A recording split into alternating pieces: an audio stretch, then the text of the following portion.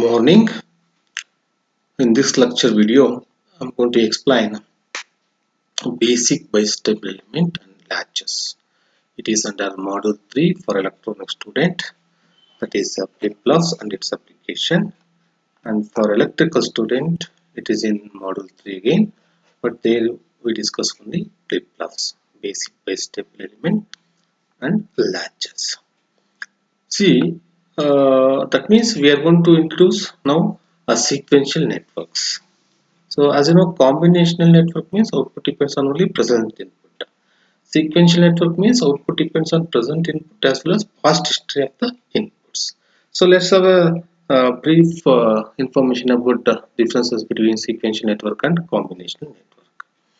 So sequential network is defined as a two-valued network. Two-valued means output is either 0 or 1, only two-valued, in which output at any instant of time dependent on inputs at that instant of time as well as upon the previous history of the inputs. So output depends on present inputs as well as previous inputs. But in combinational network, again it is also defined as a two-valued network in which output at any instant of time dependent on inputs at that instant of time. It is not worrying about the previous. So here entire past history has to be stored. Entire past history of the input has to be preserved by the network as an internal information, and that is referred as a present state or simply state. Okay, so here it is required since output depends on past history of the inputs. So entire past history of the inputs is to be preserved by the network as an internal information, and that is referred as a present state or simply state of the network. But here, so it is possible to describe each output of the combination network by a single algebraic expression, and whose variables are input to the network. That means output are described by a algebraic expression. Algebraic expression. Okay. So sequential network must have a memory to store the past history of the inputs. But here memory is not required. Okay. Memory is not. This is the main differences between sequential network and combinational network. See, this is the general structure of sequential network. Again, it consists of combinational logic. So to this, we apply inputs and it gives outputs. Okay. And it also generates a next state. Okay. I mean, history of the past inputs, and that will be stored in the memory. And in turn it will be available as an input to the combinational logic. So this is called the next state and it is stored in the memory. Again it will be available as a present state to the combinational logic. So information is preserved is referred as an internal state or secondary state or simply state of the network. So that means internal state in the sense collection of signals at the points within the network or set of points within the network. And outputs of the network are determined by the inputs at any instant of time along with the present internal state, as I said now. So the next state will be generated and that will be stored in the memory. It becomes available as a present state. So outputs of the network is determined by the inputs at any time along with the present internal state. So two basic sequential networks are available. Again, sequential networks are divided into synchronous sequential network and asynchronous sequential network. Synchronous sequential network means here behavior is determined at a discrete instant of time. Discrete instant of time. Typically, these networks have a master clock generator which produces a clock pulses. Okay, I mean synchronous sequential network means it has a master clock generator and behavior is determined at a discrete instant of time. And another one is asynchronous sequential network. So here behavior of the network is immediately affected by the change in input signal. Change in input signal and doesn't have a master clock generator. So in syllabus only sequential network. So we'll discuss sequential network. This is the so in all sequential network feedback is present. Okay. So flip-flop is a basic logic element that provides a memory in the sequential network. So flip-flop is a basic logic element provides the memory. Means it can store either 0 or 1 bit storage element. So and flip-flop itself is a simple sequential network since feedback is present in the flip-flop circuits, which we will be discussing next. So flip-flop has two stable conditions and are associated to the a state. So equivalently storage of binary symbols, either it stores 0 or 1. So let's have the differences between combination logic, sequential logic. So output depends on only external inputs. Here output depends on current input and previous output. So memory is not present, here memory is present.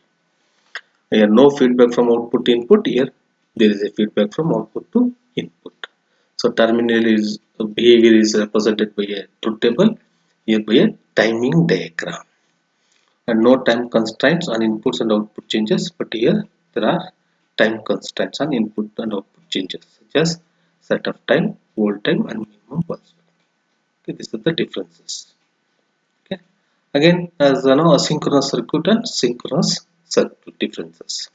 So behavior is determined by the values of the signal at only discrete instant of time, but here immediately affected by the input signal changes.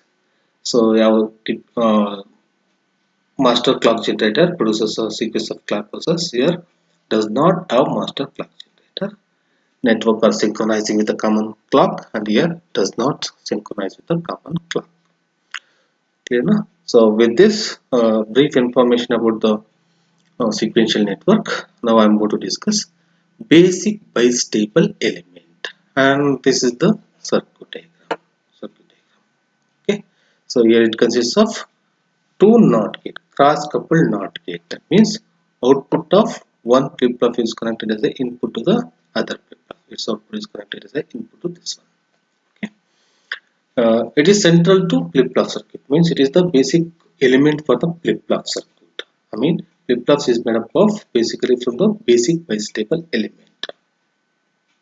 So it has two output Q and Q bar. See the circuit diagram. It has two output Q and Q bar. So Q is called as normal output and Q bar is called as a complementary output. And it consists of two cross coupled NOT gate. That means output of first gate is serving as an input to the second NOT gate, and output of second NOT gate serving as an input to the first NOT gate. So structure involves a feedback from output to input. So again it has two stable condition or states. As the name itself is bistable, it is stable at two conditions. So let's verify which are the two states. Now initially assume x is equal to 0. X is equal to 0. That means input to the first NOT gate. X is equal to 0. If it is 0, output of upper NOT gate. We can call it is this is upper NOT gate and this is lower NOT gate. Output of the upper NOT gate, that is x bar, that is equal to q, is 1. Okay. If x is equal to 0, output of upper NOT gate, that is x bar is equal to q, that is equal to 1. Okay.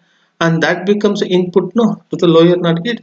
Then since output of upper NOT gate is input to the lower NOT gate, so lower NOT gate is input is y. So y is equal to q, that is equal to 1. Now we produced 1 no. So that becomes an input. Then output of lower NOT gate is its complement, that is y bar, that is equal to q bar is 1, so 0, because y is equal to 1, its complement is a 0. Okay. So again lower NOT gate is input to the upper NOT gate. So this is 0 no. 0 I mean this is 0 no. This 0 becomes input. Again x is equal to 0, output is 1. So we get a x is equal to q bar, that is equal to a 0. That means same as assumed. Same as assumed. Okay, it will be stable at 0 state. So the circuit is stable at q is equal to 0 and q bar is equal to 1. Now assume x is equal to 1, then output of upper NOT gate is x bar is equal to q, that is equal to 0. Okay, since this is connected as an input to the lower NOT gate, so y is equal to q is equal to 0, and its output of lower NOT gate y bar is equal to q bar, that is equal to 1. Again it is connected in turn input to the upper NOT gate, so upper NOT gate input is x is equal to y bar is equal to 1, so again same as assumed value. So now it is stable at q is equal to 1 and q bar is equal to 0. Two stable state, that is q is equal to 0 one state, uh, q is equal to 1 another state. If we assume x is equal to 0, it is stable at 0. If you assume, sorry, yeah, if you stable at 1, fine. Yeah. So basic bistable element is used to store the binary symbols. Binary symbols. Okay.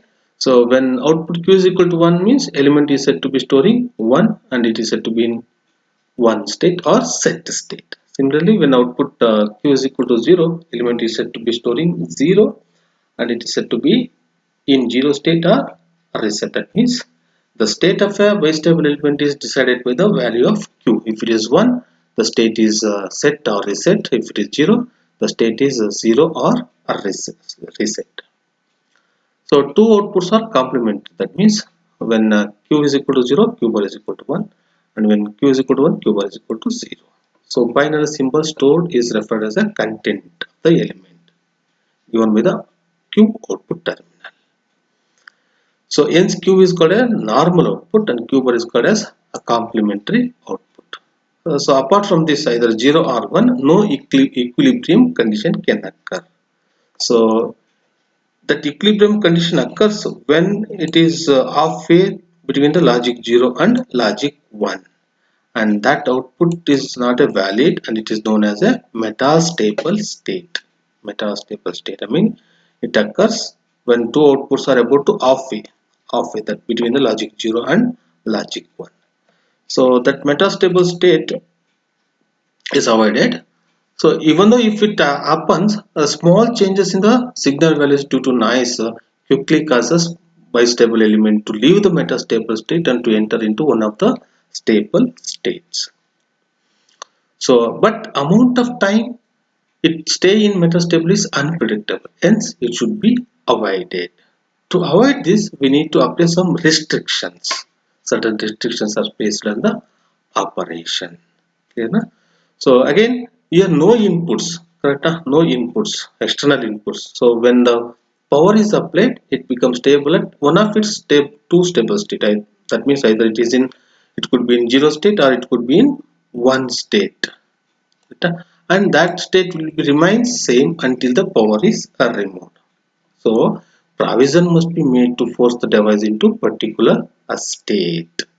If you made a provision, then that is called as a flip-flop. That is called as a flip-flop. So flip-flop is a basic bistable element, I mean device with the inputs. That remains in the given state as long as the power is applied and until input signals are applied to change the outputs. So if inputs are provided to the basic bistable element, then it becomes a flip-flop. So flip-flop is a bistable device with inputs and remains in the given state as long as the power is applied and until input signals are changed to change the output. So flip-flop consists of basic bistable element in which an appropriate logic is added in order to control its states. Okay. Yeah. Again, some more points. So process of storing one into flip-flop is called presetting or setting the flip-flop. And similarly, process of storing 0 into flip-flop is called as resetting or clearing the flip-flops. So again here, inputs to the flip-flops are of two types. That is asynchronous input and synchronous input. If it is asynchronous, it is also called as a direct input. Signal change produces an immediate change in the state of a flip-flop, but in physical after some short delay, because again the circuit is made up of logic gates. So synchronous means signal changes does not affect state of the flip-flop immediately, but affects when certain control signal, and that is called as enable or clock input occurs. Until that, it won't affect. So this is about basic bistable element. Remember, it is central to the flip-flops. In the next video, I am going to explain the remaining latches and flip-flops. So continue in the next video. Thank you.